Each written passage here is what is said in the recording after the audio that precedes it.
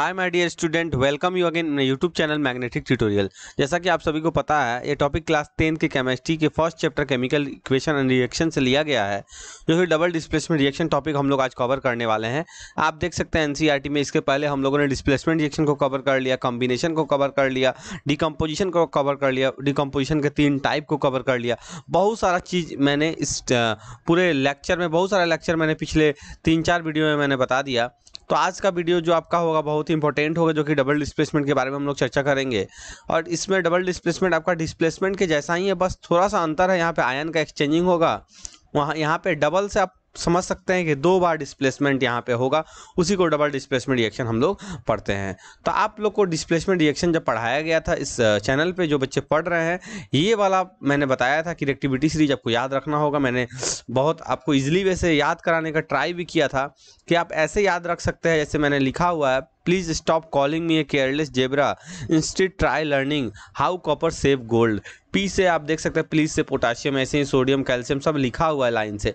यहाँ बीच में कॉपर के नीचे आप मरकरी लगा सकते हैं। गोल्ड के बाद देखिए मैंने यहाँ प्लेटिनम भी बताया हुआ है। तो सब चीज़ आप इजीली वैसे यहाँ पे जोड़ सकते हैं। तो ये सब था पिछले वीडियो में। आज हम लोग डबल डिस्प्लेसमेंट रिएक्शन को कवर करेंगे। आपको पता है इस चैनल पे अगर आप पढ़ लेते हैं तो आपका कोई भी टॉपिक नहीं छूटने वाला है, क्योंकि एनसीईआरटी के साथ साथ मैं बहुत सारा एक्स्ट्रा एग्जाम्पल बताने वाला हूँ। आज के वीडियो में लगभग नहीं तो 10 एग्जाम्पल तो जरूर बताऊँगा डबल डिस्प्लेसमेंट रिएक्शन, जो कि आपके एनसीईआरटी में सिर्फ 2 ही रिएक्शन दिया हुआ है। तो गाइज यहाँ से स्टार्ट करते हैं आज के वीडियो को।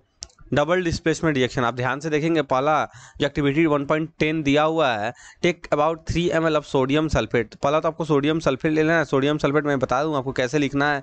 सोडियम लिख देना है, सल्फेट लिख देना है। आपको पता है सल्फेट का वैलेंसी 2- है, क्योंकि ये पॉलीएटॉमिक आयन है। और इधर आप देख सकते हैं स्टूडेंट Na+ होगा। जो आपको पता है कि इसको क्रॉस ओवर ऐसे करके कराना है, तो क्या आपका फॉर्मूला बन जाएगा, Na के पास 2 आ जाएगा, SO4 के पास 1 आएगा, Na2SO4 बन गया। इसी को बोलते हैं सोडियम सल्फेट। इसके बाद बोला गया है एक टेस्ट ट्यूब में ये ले लेना है, नेक्स्ट टेस्ट ट्यूब लेना है, फिर से आपको अनदर टेस्ट ट्यूब लिखा हुआ है, फिर से 3 ml आपको बैरियम क्लोराइड लेना है।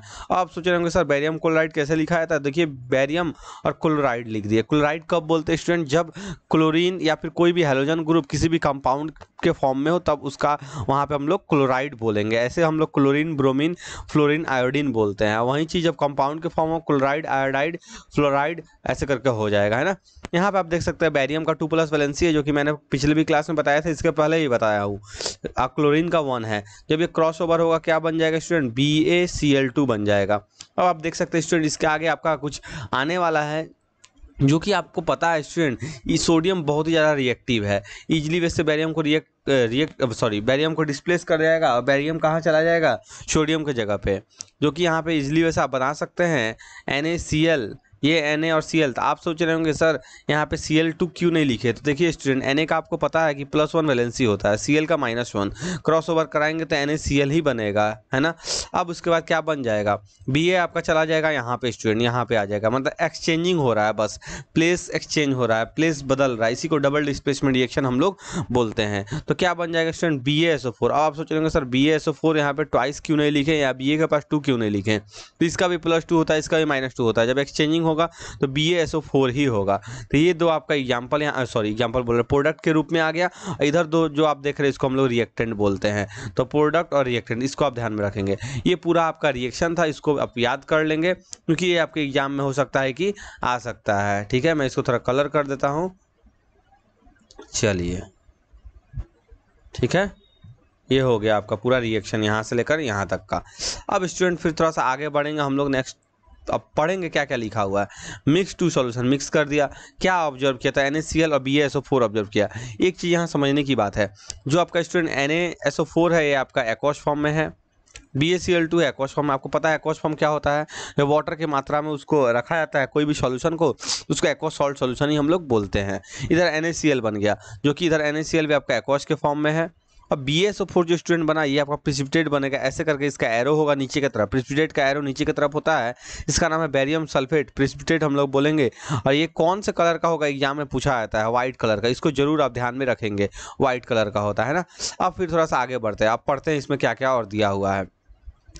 You will observe that white substance, देखिए व्हाइट सब्सटेंस की बात आ गई, व्हाइट सब्सटेंस बना ही हुआ है जिसका नाम है बेरियम सल्फेट। इसको आप ध्यान रखेंगे, एग्जाम में पूछ सकता है कि जो व्हाइट सब्सटेंस बनेगा वो बेरियम सल्फेट होगा कि बेरियम क्लोराइड होगा कि NaCl होगा, कुछ भी पूछ सकता है, तो इसको आप ध्यान रखेंगे। NaCl भी आपका व्हाइट होता है, बट यहाँ BaSO4 प्रिसिपिटेट के फॉर्म में होगा, है ना। अब आगे देखते हैं, which is insoluble in water, जो कि BaSO4 इनसॉल्युबल होगा वाटर में, सॉल्युबल नहीं होगा, घुलनशील नहीं होगा, ये बन जाएगा यहाँ पे। This insoluble substance form in the known as a precipitate, ये प्रिसिपिटेट के रूप में बनेगा। प्रिसिपिटेट किसको बोलते हैं? प्रोडक्ट साइड में जब सॉलिड के फॉर्म में कोई भी प्रोडक्ट बनता है उसको प्रिसिपिटेट हम लोग बोल सकते हैं। इस पूरे रिएक्शन को प्रिसिपिटेशन रिएक्शन भी बोल सकते हैं। Any reaction that produce a precipitate can be called as a precipitation reaction, देखिए लिखा हुआ है, कोई भी रिएक्शन जो प्रिसिपिटेट बनाता है उसको हम लोग प्रिसिपिटेशन रिएक्शन बोलते हैं। NCERT के अनुसार यहाँ पे दिया गया है, आप देख सकते हैं स्टूडेंट, Na2SO4 एक्वस फॉर्म में दिया गया है। यहाँ पे कलर नहीं दिखाया जाता है NCERT के द्वारा, क्योंकि NCERT बोलता है कलर को नहीं पढ़ना है, बट एग्जाम में कलर से भी क्वेश्चन आते हैं। इस चैनल पे आप जुड़े हुए हैं तो आपको पता चल रहा होगा कितना सारा कलर मैंने अभी तक बता दिया है, लगभग नहीं भी तो 40-50 रिएक्शन से ऊपर हमने बता दिया है आपको। चलिए फिर आगे बढ़ते हैं यहाँ से स्टूडेंट। अब देखिए ये आपका हो गया पूरा। अब फिर आगे बढ़ते हैं यहाँ से, ये आपको पूरा पढ़ दिया। यहाँ से देखिए क्या होता है इस रिएक्शन में, उसके बारे में पूछ रहा है। What cause this the white precipitate BaSO4 जो यहाँ पे बना है is formed by the reaction of SO4 2- and Ba2+। Ba2+ barium यहाँ पे आप देख सकते हैं 2+ में है और यहाँ पे माइनस में है। ये दोनों के एक्सचेंजिंग से ही यहाँ पे दोनों दो अलग अलग कंपाउंड से आया, जैसे कि BaCl2 से Ba2+ आया, Na2SO4 से SO4-2- आया, ये दोनों मिलकर BaSO4 बनाया जो कि SO4-2- से Ba2+ के बीच में एक्सचेंजिंग हुआ। The other product form is the sodium chloride जो कि Na+Cl- है, which remain in the solution. Such reaction in which there is an exchange of ions between the reactants are called double displacement reaction. Reactants के side में ion का exchanging आप देख सकते हैं स्टूडेंट। रिएक्टेंट ये है आपका आर, जिधर मैंने लिखा ये वाला रिएक्टेंट है ना, ये दोनों को रिएक्टेंट बोलेंगे। आप देख सकते हैं कि Na2SO4 और BaCl2, यहाँ पे Ba और SO4 जो यहाँ पे माइनस चार्ज, एक प्लस एक कटायन है आपका, एक अनायन है। आपको पता है पहला वाला हरदम क्या होता है स्टूडेंट? कटायन। दूसरा वाला हरदम क्या होता है? अनायन। पहला वाला हरदम होता है मेटल, दूसरा वाला होता है हरदम नॉन मेटल। सब चीज़ मैंने बता दिया। यहाँ पे SO4 क्या है स्टूडेंट? अनायन है, और Ba आपका क्या है? कटायन है। कटायन अनायन यहाँ पे एक्सचेंज करके यहाँ पे BaSO4 बनाता है जो कि प्रिसिपिटेट के फॉर्म में बनता है। प्रिसिपिटेशन रिएक्शन भी बोलते हैं, डबल डिस्प्लेसमेंट रिएक्शन इसलिए बोलता है कि दोनों आयन का एक्सचेंजिंग यहाँ पे हो रहा है। अब यहाँ पे बोला है रिकॉल एक्टिविटी 1.2, क्या आप एक्टिविटी को रिकॉल कर सकते हैं? तो आप बोलेंगे यस सर रिकॉल कर सकते हैं, क्योंकि आपने इस चैनल पे पढ़ा है। अगर आप दूसरे चैनल पे पढ़े हैं तो मुझे नहीं पता कि आप वहाँ पे पढ़े हैं कि नहीं पढ़े हैं, लेकिन जो बच्चे इस चैनल पे पढ़ रहे हैं उनको पता जरूर होगा। Where you have mixed the solution of lead 2 जो लिखा हुआ है रोमन नंबर में, इसका मतलब लेड का वैलेंसी यहाँ पे 2 है। Lead 2 nitrate and potassium iodide को मिलाना है, ठीक है। चलिए फिर लेड 2 नाइट्रेट और पोटाशियम आयोडाइड को हम लोग मिला देते हैं। रिएक्शन कहाँ पे लिखे, यहीं पे लिखते हैं ना, लेड 2 नाइट्रेट, लेड का वैलेंसी 2 बोला गया है, यानी कि होल 2 आ जाएगा, +2 है, -1 होता है, पॉलीएटॉमिक आयन है। किससे मिलाना है? पोटाशियम आयोडाइड के साथ। आप पढ़ सकते हैं पोटाशियम आयोडाइड, पोटाशियम बोलते हैं, के को आयोडाइड बोलते हैं, आई को आयोडाइड क्यों बोलेंगे? क्योंकि कंपाउंड के फॉर्म में है, +1 इसका -1, तो ऐसे ही रहेगा। जब ऐसे होता है ना स्टूडेंट, तो जो आपका प्लस चार्ज है वो प्लस को ही डिस्प्लेस करेगा, इसको आपको ध्यान में रखना है ना। तो यहाँ पे आप देख सकते हैं Pb पोटाशियम ऊपर है, Pb आपका नीचे है। इजीली वैसे यहाँ से क्या करेगा, के Pb को हटा सकता है, क्या बन जाएगा?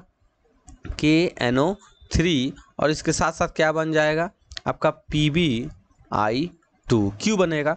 क्योंकि के का +1, इसका -1, इसका +2, इसका -1। आप क्रॉस करा के देख सकते हैं। अब यहाँ पे आपको 2 प्रोडक्ट स्टूडेंट मिला, एक KNO3 और आपका एक मिल गया PbI2। अब आपको चेक करना है कि सर डबल डिस्प्लेसमेंट रिएक्शन हो रहा है कि नहीं हो रहा है। आप देख सकते हैं स्टूडेंट यहाँ पे 2 PbI2 जो बन रहा है यहाँ पे Pb2+ और I- के फॉर्म में यहाँ पे है, जो कि एक्सचेंज हो रहा है, जो कि रिएक्टेंट साइड में एक्सचेंजिंग हुआ, तभी यहाँ पे आपका प्रोडक्ट भी बन गया PbI2 और KNO3।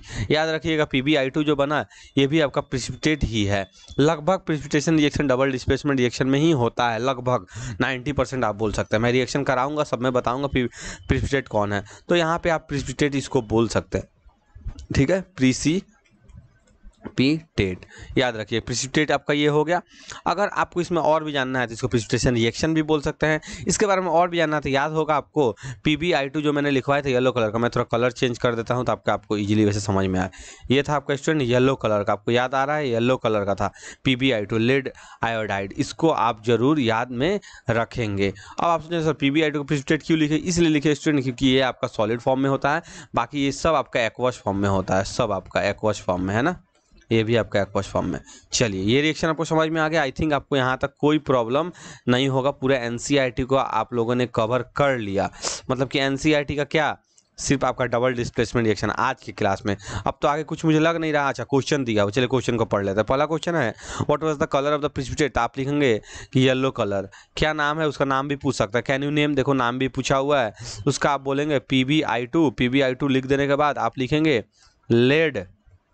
लेड आयोडाइड, क्या लिखेंगे, लेड आयोडाइड, ठीक है। अब आगे लिखा है right the balance chemical equation for the equation. अब देखिए यहाँ पे NO3 2 में है, चलिए कलर थोड़ा बदल लेते हैं, NO3 2 है, इधर NO3 आपका स्टूडेंट देख सकते हैं एक ही है, तो इसके सामने क्या आप 2 लगा सकते हैं, लगा दिए। अब पोटाशियम आपका 2 हो गया, तो यहाँ भी आप 2 लगा दिए। अब I आपका 2 हो गया, I पहले से 2 है, PB अकेला है, PB अकेला है, सब देखिए बैलेंस केमिकल इक्वेशन आपके सामने लिखा हुआ है, आप देख पा रहे हैं। थोड़ा सा मैं दिखा देता हूँ, देखिए आप छोटा करके दिख रहा है आपको, ये आपका बैलेंस केमिकल इक्वेशन भी मैंने लिख दिया। आगे लिखा है is this also double displacement reaction, क्या ये डबल डिस्प्लेसमेंट रिएक्शन हो रहा है, तो आप बोलेंगे एकदम हो रहा है डबल डिस्प्लेसमेंट रिएक्शन। किसके किसके बीच में हो रहा है, तो आप बोलेंगे लेड नाइट्रेट, इसको बोलते हैं स्टूडेंट लेड नाइट्रेट, याद रखिएगा लेड नाइट्रेट आपका NCERT में दिया हो, मैंने पहले ही बताया है। और किसके बीच में, potassium iodide, potassium iodide, potassium iodide क्या बनता है, पोटाशियम नाइट्रेट, क्या बनेगा, पोटाशियम नाइट्रेट। और इधर क्या बना, PbI2 को क्या बोलते हैं, लेड आयोडाइड, लेड 2 आयोडाइड आप लिखेंगे इसलिए क्योंकि 2 वैलेंसी शो कर रहा है ना, आपकी मर्जी, आप नहीं भी लिखेंगे तो भी चलेगा, उससे कोई दिक्कत नहीं है, ठीक है। यहाँ भी आप लेड 2 नाइट्रेट लिख सकते हैं, कोई दिक्कत नहीं है। चलिए ये हो गया। तो किसके किसके बीच में हो, लेड नाइट्रेट और पोटाशियम आयोडाइड के बीच में, potassium iodide sorry lead iodide यहाँ पे बन गया आपका फॉर्मेशन के रूप में, पोटाशियम नाइट्रेट बना। तो ये था टॉपिक स्टूडेंट, जितना मैंने कवर करा दिया आपको डबल डिस्प्लेसमेंट। अब बहुत बच्चे सोच रहे होंगे कि सर तो बहुत सारा रिएक्शन कराते हैं, क्या आज भी कराएंगे, तो देखिए आज भी मैं कराऊंगा, ऐसा नहीं कि नहीं कराऊंगा। चलिए फिर तो हम लोग एक लाइन को ड्रॉ कर लेते हैं पहले, उसके बाद फिर हम लोग क्या करेंगे, जल्दी से पूरा समझ लेंगे, है ना। चलिए लाइन ड्रॉ हो गया, ताकि इधर उधर नहीं जाए कोई चीज़, इसलिए मैंने लाइन को ड्रॉ कर दिया। इसको भी इधर से ड्रॉ कर लेते हैं, 1 मिनट। चलिए ये हो गया। अब छोटा छोटा करके मैं यहाँ पे लिखूंगा, आप समझेंगे ध्यान से एकदम। पहला चीज़ स्टूडेंट याद रखेंगे, जितने सारे रिएक्शन होते हैं ना, जितने सारे लगभग रिएक्शन और डबल डिस्प्लेसमेंट याद रखिएगा आज के बाद, लगभग में प्रिसिपिटेट बनता है, इरिवर्सिबल इन नेचर होता है, रिवर्सिबल नहीं होता है। आप सोच रहे होंगे सर फिर से नहीं डिस्प्लेस कर जाएगा, तो फिर से डिस्प्लेस नहीं करता है। जो भी डबल डिस्प्लेसमेंट रिएक्शन होता है स्टूडेंट, वो आपका इरिवर्सिबल होता है, याद रखिएगा, सॉरी। उसके बाद लिखा हुआ बोल रहे हैं, इसमें बताया गया और भी चीज़ जो आप यहाँ पर देख सकते हैं, जैसे कि आपका इरिवर्सिबल होता है, फिर से आप इसके बारे में बोल सकते, प्रिसिपिटेट बनता है, 2 पॉइंट आपको मैंने बता दिया। और कलर चेंज, हाँ कलर याद रखना है, 3 चीज़ याद रखिएगा डबल डिस्प्ले, मैं साइड में लिखता हूँ। आपका कलर चेंज आएगा, ठीक है, आपका प्रिसिपिटेट बनेगा, प्रिसिपिटेट, ठीक है, और आपका क्या बताया था मैंने, प्रिसिपिटेट, हाँ इरिवर्सिबल होगा। क्योंकि बहुत बच्चे सोचते हैं कि सर क्या फिर से डिस्प्लेस करके फिर से वही फॉर्म में नहीं आ जाएगा, तो ऐसा नहीं होता है, इरिवर्सिबल होता है। 3 पॉइंट आप एकदम नेसेसरी है, स्टार बना के इसको याद कर लीजिए, है ना। अब चलते हैं आगे अपने पॉइंट पे जो हम लोग पढ़ रहे थे। अब इसको बड़ा कर देते हैं। अब जल्दी थोड़ा हम लिखेंगे, जल्दी आप समझने का थोड़ा ट्राई कीजिएगा। पहला हम लिखेंगे, आप किसी से किसी को करा सकते हैं, जैसे कि मैं बता दूं AgNO3 कराइएगा। AgNO3 को बोलते हैं सिल्वर नाइट्रेट, याद रखिए, किसके साथ, सोडियम क्लोराइड के, सोडियम बोलते हैं NaCl। आप सोच रहे हैं सर यहाँ +2 +1 कुछ नहीं लिखे, देखिए Ag का +1, NO3 का -1 +1 -1। जब ये ऐसे करेगा तो सोडियम इजीली वैसे Ag को डिस्प्लेस कर सकता है, क्यों, सोडियम सबसे ऊपर आता है, क्या बन जाएगा स्टूडेंट, AgCl, जिसको बोलते हैं सिल्वर क्लोराइड, याद रखिएगा। और इसके साथ साथ क्या बनेगा स्टूडेंट, NaNO3 जिसको बोलेंगे सोडियम नाइट्रेट। क्या क्या, पहला आपका फर्स्ट जो रिएक्टेंट साइड में है सिल्वर नाइट्रेट, उसके बाद आपका यहाँ पे सोडियम क्लोराइड, उसके बाद आपका सिल्वर क्लोराइड, उसके बाद आपका यहाँ पे सोडियम नाइट्रेट। आपको याद रहेगा जो सिल्वर क्लोराइड स्टूडेंट बनेगा वो आपका प्रिसिपिटेट होगा। किस कलर का होगा, ये आपका व्हाइट कलर का प्रिसिपिटेट होगा। मैं एरो नीचे दिखाया हूँ, इसी से आपको समझ लेना है कि व्हाइट कलर का प्रिसिपिटेट यहाँ पे, सॉरी व्हाइट नहीं मतलब प्रिसिपिटेट बन गया है। कौन से कलर का, तो व्हाइट कलर का मैंने यहाँ पे लिख दिया है। नेक्स्ट पे आते हैं। नेक्स्ट आप करा सकते हैं जैसे कपर सल्फेट से, कपर सल्फेट सॉल्यूशन लेके आप करा सकते हैं। किसके साथ करा सकते हैं, hydrogen sulphide, hydrogen sulphide HS लिख दो। S को आपको पता है 2- इसका +1 होता है, जब क्रॉस होगा तो यहाँ पे H2S आ जाएगा। कपर के ऊपर 2+ होता है, इसके ऊपर 2- होता है तो कट जाएगा। उसके बाद यहाँ पे देख सकते हैं स्टूडेंट इजीली वैसे ये भी डिस्प्लेस करके क्या बना लेगा, कपर सल्फेट बना लेगा। यहाँ पे कपर सल्फेट भी आपको प्रिसिपिटेट के फॉर्म में बनेगा, जो कि आपका कपर आपको याद है ब्लैक कलर का लगभग होता है, तो ब्लैक ही इसको लिखेंगे, ब्लैक प्रिसिपिटेट, ठीक है। और यहाँ पे आपका सल्फ्यूरिक एसिड बन जाएगा जो कि एक्वस फॉर्म में होगा। एक्वस इसलिए घबराना नहीं है, नॉर्मल सा सल्फ्यूरिक एसिड है, ठीक है। इतना हो गया। अब फिर अगर स्टूडेंट आगे बढ़ते हैं इससे, यहाँ पे वैलेंसी आप लिख देते हैं कॉपर का 2+ इसका -2। फिर आगे दूसरा कलर से, थोड़ा कलर भी बदलना चाहिए है ना। थर्ड नंबर में आप लिख सकते हैं स्टूडेंट जो आप ऊपर पढ़े हैं लेड नाइट्रेट से सोडियम सल्फेट का हुआ बना सकते हैं, व्हाइट प्रिसिपिटेट बनेगा। आप और क्या ले सकते हैं, हाँ एक और बैरियम क्लोराइड आप ले सकते हैं। किसके साथ, कपर सल्फेट के साथ। आपको पता है स्टूडेंट कपर सल्फेट कौन से कलर का होता है, मैंने सब कुछ बता दिया, आप ही सबको गेस करके बताना है। क्या बनेगा स्टूडेंट, यहाँ पे बनता है किसका किसका हम लोग कराएं, बैरियम क्लोराइड, तो यहाँ पे बन जाएगा BaSO4, ठीक है, BaSO4। और आपका यहाँ पे देखिए BaSO4 जुड़ गया, क्या क्या बच गया, Cu। आप सोचेंगे CuCl2 लिख दिए, तो क्या यहीं वाला Cl2 लिखे, तो देखिए ऐसा नहीं है, Cl लिखिए पहले, कपर का 2+ इसका -1, 2 उधर जाएगा तो उसके साथ Cl के पास 2 आ गया तो हो गया। यहाँ Ba के पास 2+, यहाँ 2- हो गया, यहाँ 2+, यहाँ 2- हो गया, यहाँ 2+ और यहाँ -1 हो गया। आप देख सकते हैं यहाँ पे जो BaSO4 स्टूडेंट जो बनता है ये भी आपका प्रिसिपिटेट बनता है। क्या बनता है स्टूडेंट, प्रिसिपिटेट। देखिए मैं यहाँ पे छोटा सा एरो डाल रहा हूँ, और ये भी लगभग वाइट ही होता है, इसको याद रखिएगा, वाइट। ये भी आपका यहाँ पे रिएक्शन हो गया। आप देख सकते हो स्टूडेंट 3 रिएक्शन मैंने अभी तक लिखवा दिया, और भी लिखवाऊंगा अभी, ऐसा नहीं कि नहीं लिखवाऊंगा। चलिए और भी हम लोग पढ़ते हैं, जितना होगा मुझसे उतना मैं कराऊंगा, जितना मुझे ध्यान में है ना सब कुछ बता दूंगा। चलिए नेक्स्ट स्टूडेंट यहाँ पे ध्यान देंगे। नेक्स्ट आप क्या ले सकते हैं, अल्युमिनियम क्लोराइड AlCl3। कैसे, यहाँ 3+ इसका -1, वैलेंसी याद होगा तो सब कुछ बन जाएगा, इसी में कोई प्रॉब्लम नहीं है। अमोनियम हाइड्रोक्साइड के साथ, अमोनियम हाइड्रोक्साइड, हाइड्रोक्साइड HO नहीं लिखना है, OH लिखना है, ध्यान में रखिएगा। ये एक्वस फॉर्म में होगा। इसका जब रिएक्शन कराएंगे स्टूडेंट तो ये बन जाएगा AlOH आ गया, ये Al और OH मिल जाएगा यहाँ पे आके। बट Al का 3+ वैलेंसी इसका -1 होता है, पॉलीएटॉमिक आयन है, तो यहाँ पे 3 लगा सकते हैं, ये 3 इधर आ जाएगा। क्या बच गया, NH4Cl बच जाएगा, ठीक है। याद रखिए क्लोरीन का -1 उसका +1, इसको ध्यान में रखिएगा, +1 में -1 +1 -1, कोई दिक्कत यहाँ तक।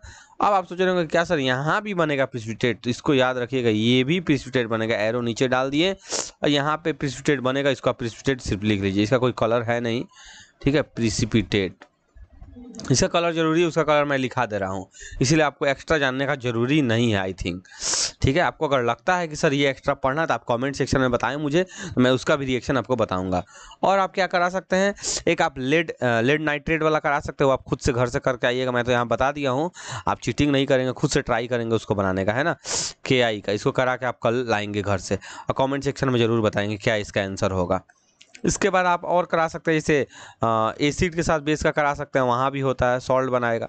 आप देख सकते हैं HNA और OH है, यहाँ Cl है, तो क्या बन सकता है, NaCl बना देगा। इसके साथ साथ क्या बन सकता है, H2O बना देगा। H2O कैसे, ये OH और ये H+ मिला, OH- मिलकर H2O बन गया है। इसको आप ध्यान में रखिएगा, ये भी आपका एक्वस फॉर्म में ही यहाँ पे होगा, और वाटर आपका यहाँ पे लिक्विड फॉर्म में होगा, इसको आप ध्यान में रखिएगा। बाकी ये भी एक्वस, ये भी एक्वस। और आगे आप क्या ले सकते हैं स्टूडेंट, और एक रिएक्शन आप लिख सकते हैं खुद से, मुझे याद आ रहा है, जैसे कि आप BaCl2 अगर आ सकते हैं, किसके साथ, Na2S। अच्छा ये तो शायद हम लोग कर चुके हैं, Na2SO4 के साथ। ये दोनों एक्वस फॉर्म में स्टूडेंट, ये दोनों जब रिएक्शन होगा तो यहाँ पे आपका, हाँ ये रिएक्शन हम लोग कर चुके हैं इसी चैप्टर में शुरुआत में, BaSO4, जो कि यहाँ पे ऐसे आ जाएगा, आपको व्हाइट कलर का PPT बनेगा, इसलिए मैं व्हाइट लिख देता हूँ। और इसके साथ आपको पता है स्टूडेंट NaCl बन जाएगा, है ना। एक चीज़ आपका होमवर्क यही रहेगा स्टूडेंट, कल के क्लास में आप जब, क्लास नहीं मतलब वहीं लेक्चर में जब आप आएंगे तो सभी इक्वेशन को बैलेंस करके आएंगे खुद से। अगर आप बैलेंस करके आते हैं, खुद से बैलेंस करके भी रख लेते, क्योंकि बैलेंस करके कहीं बता नहीं सकते, कमेंट सेक्शन में अगर बता सकते हैं तो वहाँ पे अपना आंसर जरूर दें, या तो फिर आप बैलेंस करके घर में खुद से चेक कर लें कि क्या आपको बैलेंस करने आ रहा है या नहीं आ रहा। अगर आपको नहीं आ रहा है तो आप जरूर कमेंट में बताएंगे कि सर बैलेंसिंग नहीं सीखे हम लोग, तो आप जाके मेरा थर्ड या सेकेंड पार्ट बैलेंसिंग का देख ले। अगर तब भी नहीं समझ में आ रहा, फिर से बोलो, हम बैलेंसिंग का एक अलग से वीडियो बनाएंगे। तो आज का टॉपिक स्टूडेंट यहीं पे एंड करते हैं आज के क्लास को। फिर हम लोग स्टूडेंट मिलेंगे नेक्स्ट क्लास में।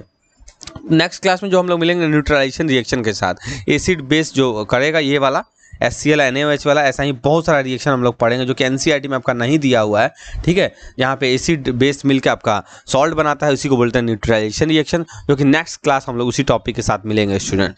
सो आज के क्लास को यहीं पे एंड करते हैं, फिर स्टूडेंट मिलेंगे नेक्स्ट क्लास में, तब तक के लिए धन्यवाद।